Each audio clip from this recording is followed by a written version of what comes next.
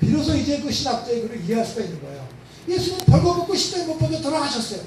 그런 예수님을 기념한다면서 이제 이번 주일 보세요. 이제 교황님 옷 입고 그냥 너무 황제처럼 하는 거야. 그냥 쫙 이거 좀 어울리지 않는다 이런 얘기 하거든요. 그런 의미에서 이 신학적 고민과 큰 갈등이 있는데 여기 구민교회에 계신 분들은 그런 갈등 하실 필요가 없어요. 그냥. 다만 조금 더 많이 가지고 계시면 조금 더 나누실 수 있는 그런 마음을 가지시면 참 좋겠다. 그래서 특히 이 북한 형제자매들을 위해서 내놓을 수 있는 그러한 자세, 이런 내용들 우리가 생각해 보고, 제가 이제 성당에 있을 때 저희들은 이제 성당 예산이 10분의 1은 어려운 사람들을 위해서 쓰도록 우리 교구 방침이 그래요. 그 10분의 1은 이제 그 본당 사제가 좀 가지고 쓸 수 있는 운영권이 있습니다. 이제 저는 그 돈의 일부를 가지고 이제 북한을 좀 많이 도와줬는데, 또 저를 또 의미하는 사람은 내가 성당 모든 돈 다 북한에 갖다 줬다고 저를 막 감사를 나온 거예요. 교구청에서. 보통 하루면 되는 걸 저는 이틀씩은 막 감사를 한 거예요. 하도 없고 뭐 성당 북한 정부 많지도 않아요. 그냥 10분의 1 범위 내에서 내가 이렇게 교우들 돈 걷어서 이제 준 거밖에 없거든요. 그러니까 저희들도 와서 아무 말도 안 하더라고요. 이제 그런 내용들이 하여간 뭐 그런 범위 내에서 각자 지키면 뭐 좋겠죠. 이제. 근데 지금 우리 남한 같은 경우에 쌀이 어떤 때 남아 돌아가면서 또는 썩어가면서도 굶주린 북한을 안 도와주는 거 참 부끄럽고, 특히 그분이 이명박 장로예요. 장로가 그러셔서 장로 그러신 거 좀 함께하고, 또 지금 이 박근혜는 성심여고 다닐 때 가톨릭에서 세례받은 가톨릭 신자예요. 지금 불교를 왔다 갔다 하고 있지만, 그래서 제가 그 수녀님들한테 막 항의했어요. 성심여고 수녀들 뭐 한 거냐, 제대로 교육을 시켰어야지. 이러고 제가 항의도 하고 막 그러고 보석을 하고 있습니다. 그런 내용들, 성서에 나온 철저성 한번 이렇게 또 되새겨두면 참 좋겠죠. 이제 그런 내용도 우리가 함께 되새겨봅니다. 평화와 평화는 나눔을 통해서만 가능하다. 누가 독점을 하면 평화 깨지는 거예요. 근데 지금 삼성, 제가 이제 97년도인가요? 그 삼성 문제에 대해서 문제 제기를 했는데, 그 당시 노무현 대통령 시절이었잖아요. 90년대 말이네요. 그런데 청와대에 그 수석들이 한 열 몇 명 있잖아요. 다 삼성의 부스러기를 먹고 산 사람들이야. 다 삼성 편을 드는 거예요. 한두 사람만 삼성 개혁해야 된다 그러는 거예요. 우리만 싸우고 있는데. 그래서 참 이거 어렵구나. 근데 그 김영철 변호사가 저를 찾아와가지고는 처음에는 막 제정신이 아니에요. 신부님, 나 이게 죽을 수 있습니다. 삼성에서 나 막 죽입니다. 그러는 거예요. 그래서 지금 어떻게 죽이냐. 그랬더니 너무 삼성이 이제 무슨 그런 뭐지 기술이 있으니까 아무나 딱 쏘면은 그냥 와서 도청 다 되는 거예요. 다 찍어가고. 그래서 설마 그럴 리가 있냐. 자기도 주술세도 모르게 죽일 수 있다는 거예요. 설마 그럴 리가 있나. 근데 그 다음날 정말 이틀 지나고 나서 성당에서 아침 이사를 보고 나는데 이상한 아침에 넥타이 다 맨 분이 두 분이 왔어요. 메인 이사 오신 분은 제가 알잖아요. 신자들. 근데 우리 신자 아닌데 왔어요. 딱 보더니 명함 주는데 삼성 사장이야. 두 사람이. 다 또 신자들이에요. 또 자기 집안에 뭐 신부도 있고 수녀도 있대요. 이런 사람들이 와가지고 김영철이 이건 나쁜 사람이고 막 이러면서 그래서 그 얘기가 왔어? 그럼 당신 가고 당신 보낸 사람을 보내. 당신 보낸 사람 보내. 이거 어디 와가지고 이 얘기를 그러고 그냥 스크루지도 이제 쫓은 적도 있었는데, 이 돈이면 안 되는 게 없잖아요. 이제 그런 내용들. 정권도 다 이렇게 넘어갔습니다. 그 삼성을 우리가 꼭 잡아야 돼요. 삼성뿐이 아니라 모든 대기업. 우리 목사님이 그런 일 하시는 거예요.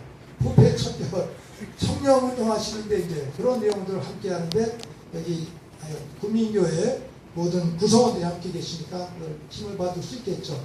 그런 내용들, 우리가 예수님의 최후의 만찬, 성찬예, 또 나눔, 평화, 이런 것과 함께 누가 독점하면 안 된다. 나눠야 된다. 권력도, 명예도, 재산도, 모든 것도. 이런 내용들 함께 평화라는 주제 속에서 이렇게 생각을 해볼 수 있겠습니다. 여기서 이제 정의와 함께 개념 중에 하나가 정의를 기초로 한 불의에 대한 저항의 의미를 늘 생각할 수가 있어요. 저희들도 북한에 몇 차례 방문했을 때 좀 갈등이 있었습니다. 이제 북한 체제의 모순이 있잖아요. 북한 체제의 모순이 있습니다. 이제 이거를 얘기해야 되냐 말아야 되냐 늘 고민이 있었어요. 한 번은 북한에 가서 보니까 그 2005년인데 그 춘향전을 이렇게 영화였던 것 같아요. 영화를 보여주는 것 같았는데 거기서 나온 탐관오리 변사또가 막 잡혀가는 장면이 그대로 나오는데 그 얘기를 한자로 하지 않고 다 우리말로 풀었어요. 뭐 금준 미주는 뭐 천인열이요 하는 그런 걸 전부 다 풀어가지고 하니까 그 우리가 어려서 들었던 그 맛은 안 나는데 그 사또가 막 이렇게 붙들려 갈 때 그 관중들, 뭐 저희도 있으면 북한 주민들 많이 계셨잖아요. 막 박수치고 환호하는 거예요. 근데 저는 그걸 보면서 남쪽의 독재자, 또 북쪽의 독재자, 불의한 정치인들 생각을 하는데 그분들은 그 북한에서 그 정치 체제와 연결을 못 시키는 거예요. 그러니까 그 사회에서 춘향전을 보여줄 수 있는 것은 이미 안전한 체제가 확보되었다는 자신감이 있는 겁니다. 이제 아 여기 이렇구나. 우리도 이제 북한 갈 때 주의받을 때 북한의 정치 체제는 절대로 얘기하지 말아라 주의받고 있지 않습니까? 근데 저도 가서 정치 체제에 대해서는 얘기 잘 안 합니다. 이제 안 하는데 다만 안중근 의사는 얘기를 해요. 안중근 의사. 그냥 북한에서 공경하는 유일한 독립운동은 안중근 의사예요. 뭐 김일성은 말할 것도 없고 김일성 외에 북한에서 유일하게 존중하는 남한이 존중하는 의사는 안중근 의사뿐입니다. 그건 김일성보다 선배잖아요. 안중근 의사. 안중근 의사는 이등방군을 총으로 쏴서 죽인 사람이에요. 제가 성심여자대학교에서 강의할 때 3월 안 의사 순국일에 이 안중근 의사에 대한 특강을 합니다. 이제. 그리고 과제를 주는 거예요. 안 의사.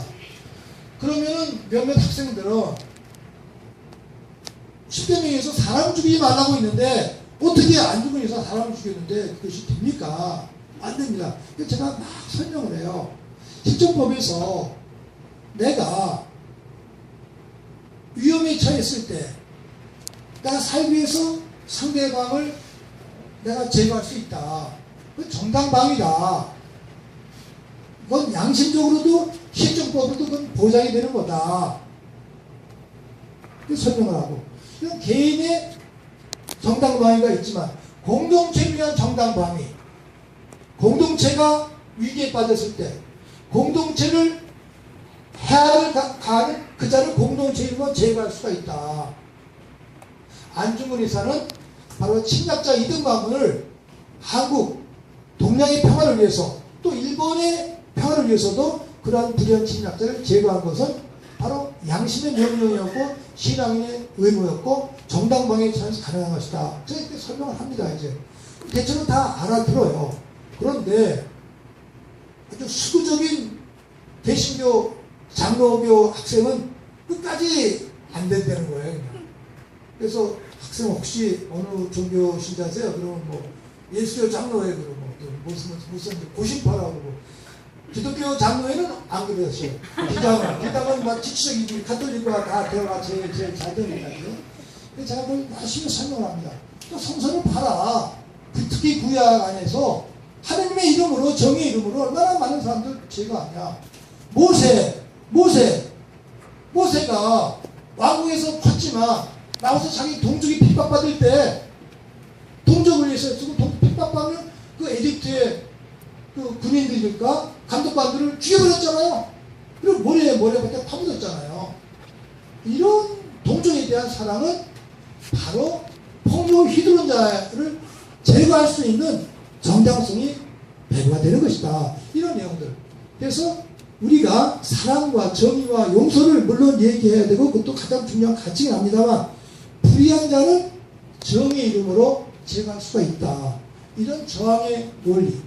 법적으로 정확한 원리인데 이 부분도 우리가 분명히 이해할 수 있습니다. 이제 물론 이 부분을 또 이렇게 너무 남용하면 안 되긴 합니다만 이런 의미로서 평화와 불의에 대한 저항의 의미를 이렇게 우리가 할 수 있고 그래서 나치 치하에서 그 나치 폭군과 싸웠던 정의 일꾼들 우리가 박정희나 전두환 독재 치하에서 싸웠던 정의 학생들과 일꾼들 사도자들 이런 분들에 대한 의미 또 되실 수 있겠죠. 이제 다행히 이제 우리는 지금 남북한 긴장 관계에 있습니다만 이런 의미는 다 되는데 요새는 또 정권을 빌미로 해서 이른바 뭐 어버이연합이라든지 오히려 이런 분들이 더 횡포하고 있어요. 저도 2주 전에 재판을 갔었는데 군복을 입고서 이석기 의원 재판에 들어와서 막 위협을 하는 거예요. 소리로 막 그래요. 근데 법정의 정비들이 놔두는 거예요. 그냥 같이 공법자들이에요.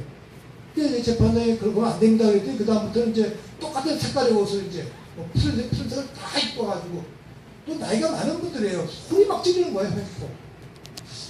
이게 참 근데 오히려 이쪽에 오신 분들이 젊은이들인데도 참더라고요. 이렇게 절대로 같이 하면 안 됩니다. 참 그거는 그 횡포를 우리가 또 대항했을 때는 폭력에 빌미를 주니까 그럴 때는 정말 평화에 힘이 있는 거예요. 침묵하고 평화하고 평화로서 버티는 그러한 시대인 그 아름다운 힘이 되겠죠. 이제 그런 내용들 제가 최근에 또 이렇게 좀 체험을 했습니다. 이제 그런 내용들 쓰면 참 좋을 것 같습니다. 제가 요새 지금 또 광화문 앞에 국회에서 세월호 유족들 단식하고 계시잖아요. 사제들도 수다들도 함께 하고 있고 저는 한 차례만 가고 못 갔어요. 다른 일이 좀 많아가지고 가족들을 한 두 번 정도 이렇게 만났는데 너무 상처가 크시더라고요. 40대 정도의 엄마들이니까 너무 아파해요. 이분들 들으면서 그냥 저 나름대로 십자가 신학 또 제가 당했던 어려움 극복했던 그런 과정을 가지고 이렇게 이제 감옥에서의 체험도 말씀드리면서 이렇게 그분들에게 좀 힘을 실려드리려고 노력을 했습니다.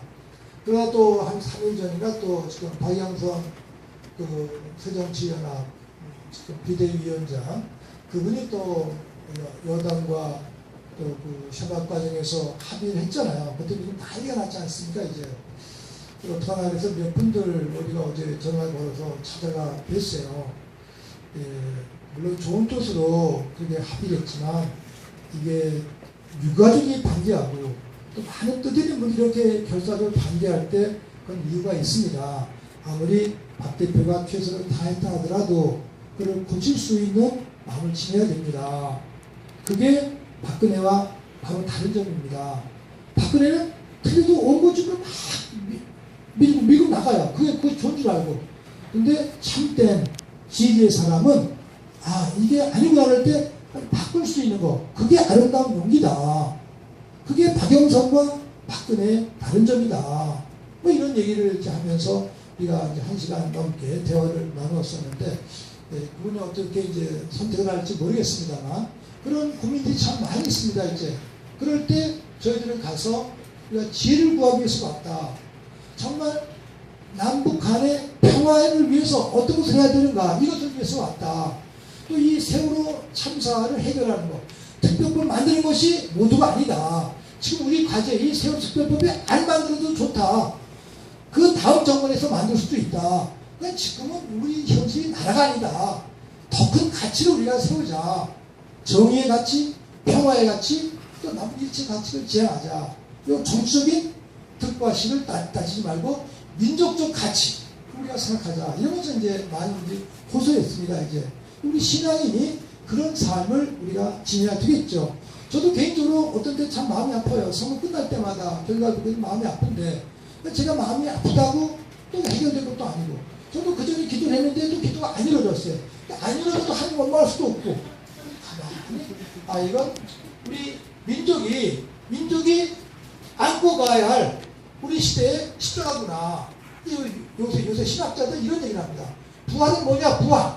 부활은 죽었다가 벌떡 살아나는 것이 환생의 부활이 아니다. 부활이라는 것은 십자가를 껴안는 삶, 고통을 껴안고 사는 삶, 있는 현실을 그대로 내가 받아들이면서 거기서 희망을 찾아가는 그 삶이 바로 부활이다. 그러니까 선거 결과 이 한나라당, 새누리당의 불의, 또 새정치 정말 연합의 무능함, 우리의 현실이에요.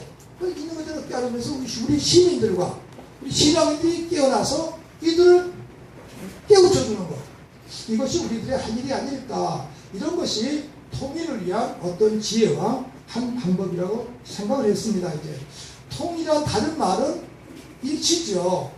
일치. 그래서 저희들은 기도할 때 통일이란 단어보다는 화합 또는 화해, 일치, 친결한 말을 많이 씁니다. 이제 하나님과의 일치, 이웃과의 일치, 자연과의 일치, 그게 바로 통일 아니겠습니까?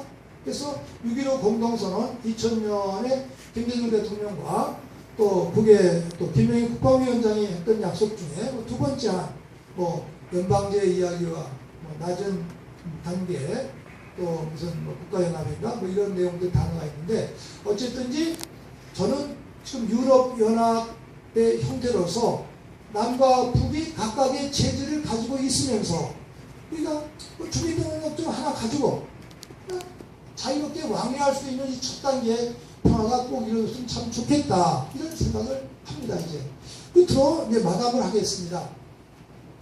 제가 뒤에 있을 때마다 늘 말씀을 드리는데, 우리 가톨릭에는 각 나라의 교황 대사가 나가 있잖아요. 그건 정치적인 거긴 합니다만, 한 15년 전에 김대중 대통령 시절에 교황대석에 있었던 이태리의 모란딘이라는 대주교님이 한 분 계셨는데, 이분이 이태리에 휴가 갔다 와서 저희들을 만난 자리에서 이런 얘기를 했어요. 이태리에 가서 내가 소식을 보고 신문을 보니까 남북한 더욱 노력해야 되는데 왜 당신의 나라가 육자회담에 매달리냐, 육자회담을 넘어서야 된다. 육자회담에 네 나라, 어느 나라가 남북의 통일을 원하겠느냐. 일본 절대로 원하지 않는다. 중국 원하지 않는다. 소련, 러시아 원하지 않는다. 미국도 원하지 않는다. 내 나라 남북이 통일되면 8천만 대국인데 그거 원하지 않는다. 그럼 남북 육자회담은 외교적으로 잘 이용을 해야 되겠지만 중요한 건 남북 당국자회담이다. 남북회담을 해야 된다. 남북회담.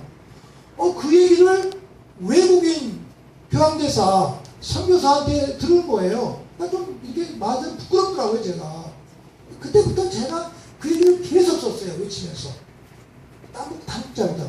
그리고 지금 얼마 전에 시진핑이 다녀갔잖아요. 시진핑 다녀갔는데 우리가 중공 어렸을 때 중공 오랑캐라고 했어요. 6.25 때 몇백만 명이 들어왔어요. 근데 중공 오랑캐가 이제는 우방이라고 그러고 얘기하는 거예요. 또 일본도 우방이라고 하잖아요. 근데 그때쯤에서 일본이 북한과 또 국교를 맺기 위한 전당대회로 지금 준비하고 있습니다. 그랬더니 신문이 막 헐뜯고 있는 거예요. 그럼 우리가 축하해줘야죠. 야, 그래. 일본과 북한 국교 맺어라. 미국과도 맺어라. 우리가 도와줘야 돼요. 왜냐하면 1991년 노태우 대통령 당시에 우리가 북방정책을 할 때 우리는 소련과 중국과 국교를 맺는 대신 북한은 미국과 일본과 국교를 맺도록 하자. 다 유엔에 가입된 나라들이니까 서로 가입했는데 그걸 방해하는 거야. 방해. 근데 북한이 미국과 국교를 맺을 수 있도록 우리가 도와주고, 그럼 얼마나 아름답습니까 이제. 근데 정치인들은 다 나쁜 사람들이니까 근데 남북 긴장이 되니까 군인들이 요새 군인들이 이게 말이 돼요. 그게 군인 돈벌이야. 그게 전쟁이 있어야지 무기 사고 무기 팔아먹고. 그래서 이걸 우리가 넘어서 군비에서 축소하고 줄이고 이걸 과감하게 펼쳐야 되는 건데, 남북 당국자회담이 대단히 중요합니다.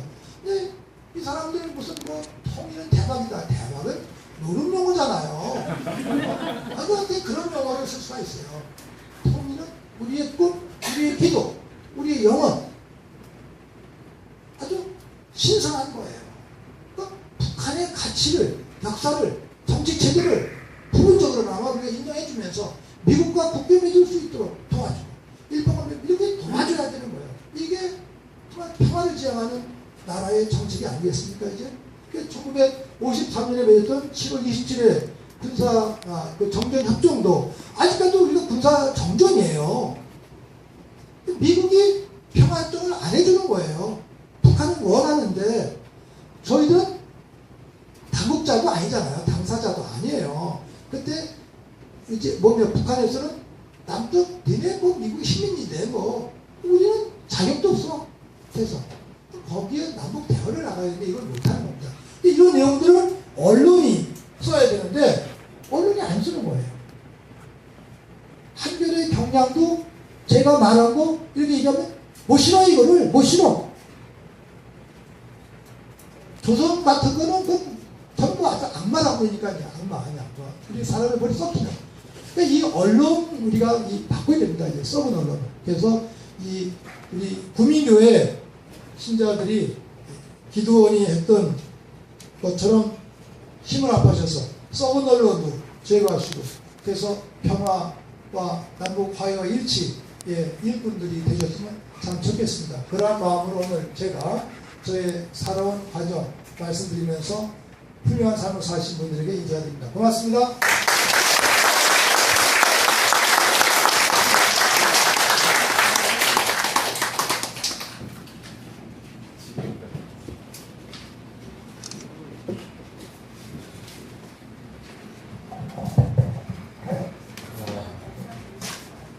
진짜 대단한 열정으로 하신 그 강의를 해주셔서 대단히 감사합니다. 지금 현재 혹시 질의